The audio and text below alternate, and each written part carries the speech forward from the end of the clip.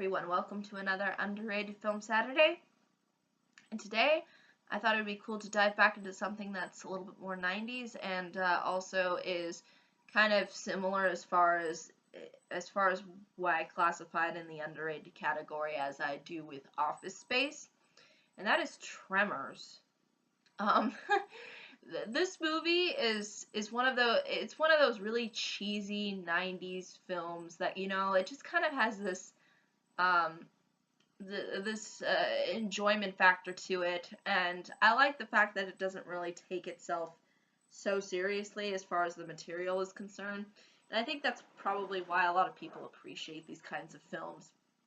But I think it's definitely one that didn't maintain a significant amount of influence compared to other films that were coming out during that time. It also kind of, and again, it kind of has this underground sort of, I guess you could say, cult following that ended up eventually developing, similar to Office Space, where, again, it didn't initially have success, but then it became popular under the internet and all that. So it has that popularity cultural influence. But as far as upon its initial release, it wasn't that influential. It didn't make a huge amount of money. It didn't really hold that much value. Unlike some other films where I've discussed where they were popular initially, but now nobody talks about them anymore.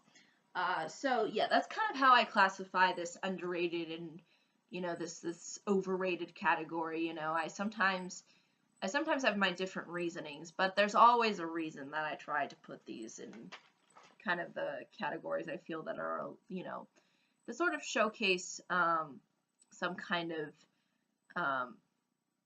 underratedness, whether that be from the past or whether that be from today.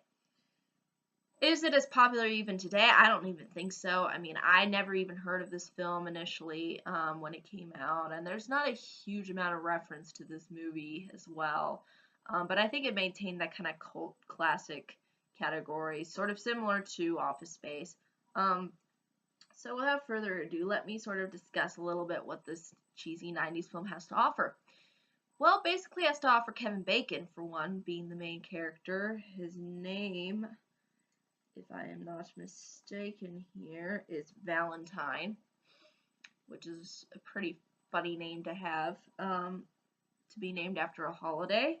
And his sort of, I guess you could say, sidekick, Earl Bassett, who is played by Fred Ward. Ward or Ward. I think it's Ward.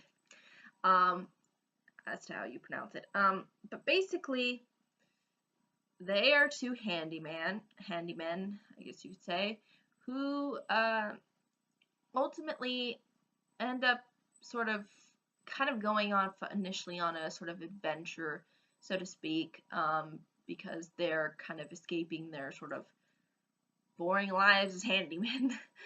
And in doing so, they stumble upon this small town who ends up having a lot of mysterious deaths that end up occurring. And then ultimately we discover that this is the result of some scientific experiment.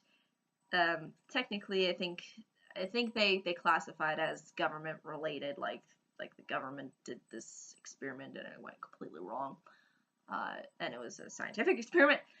And basically this, the mysterious deaths are a result of this experiment that ended up happening. And hence we have a crazy, monster on the loose as a result.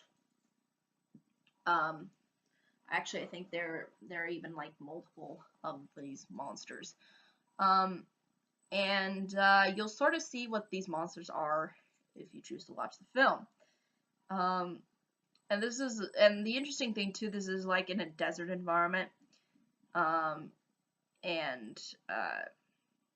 It has sort of similar connotations that you would expect of this kind of a monster film, similar with,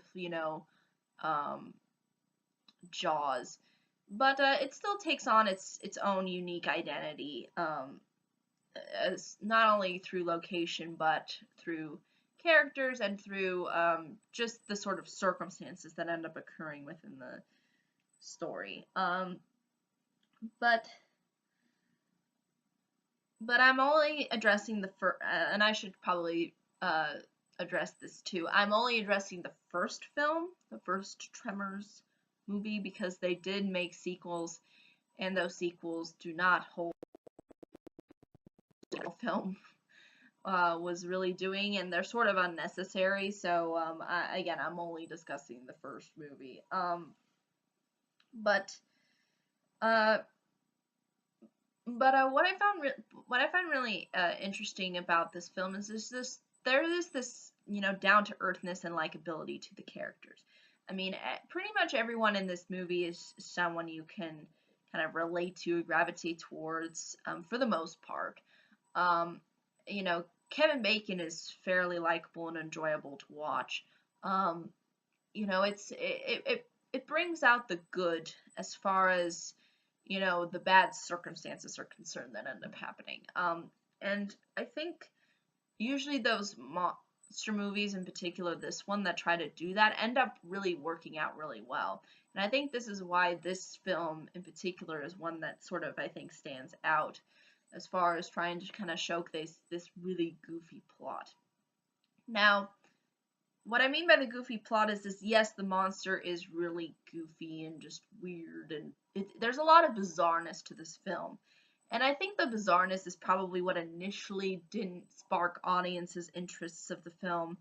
They were probably turned off by just the way that it was showcased, kind of like, yeah, this is gonna be some very bad, just overly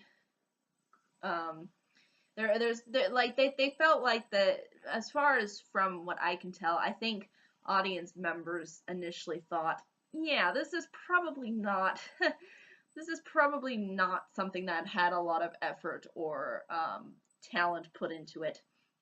But as far as I can tell from seeing the film, there I think is a lot of things that they do that do end up working to the film's favor. And again, it does have this very kind of goofy it has very goofy ideas. It has very its approach is very it it just feels weird. It just doesn't feel like what you would expect from a kind of monster movie, and just not only its location but just how the monster operates, and all that is just very out there. And I think that's probably what deterred people, because they felt like it was taking too much of a risk, instead of going for something more conventional like a shark, or like Jaws, for example.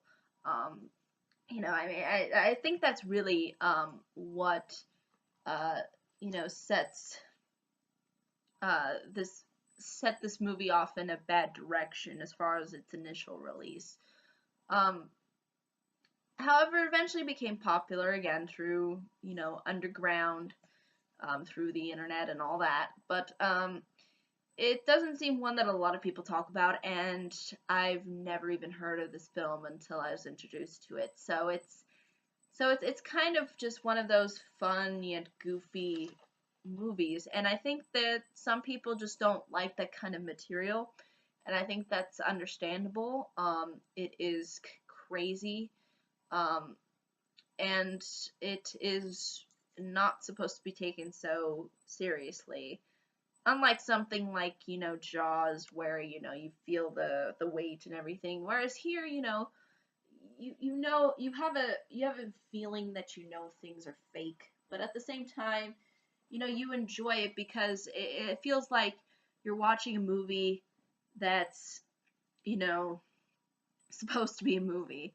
And I think that's probably what's part of its charm. And what I think actually makes it rather unique compared to a lot of other monster films where it's very serious and it's like, oh my god, they're all gonna die. And whereas here, they're kind of just playing off this how crazy everything is. and just kind of just rolling with it. So I think you have to kind of give the film credit for that. But I think that's, though, really ultimately all I can say about it without really giving too much away. But it's, I think, a worthy, underrated treat if anybody is interested in diving into the undergrounds of 90s films. But yeah, I think that's really ultimately all I can say. However, if there are any questions, comments, concerns, I'd be more than happy to answer them. Thank you so much for watching. I hope you all have a pleasant day, week, month, and year. And I hope to see you all in the next video. And I apologize that this has to be uploaded late. I had some things that came up, unfortunately, but I should be caught up by today. But until next time, everybody,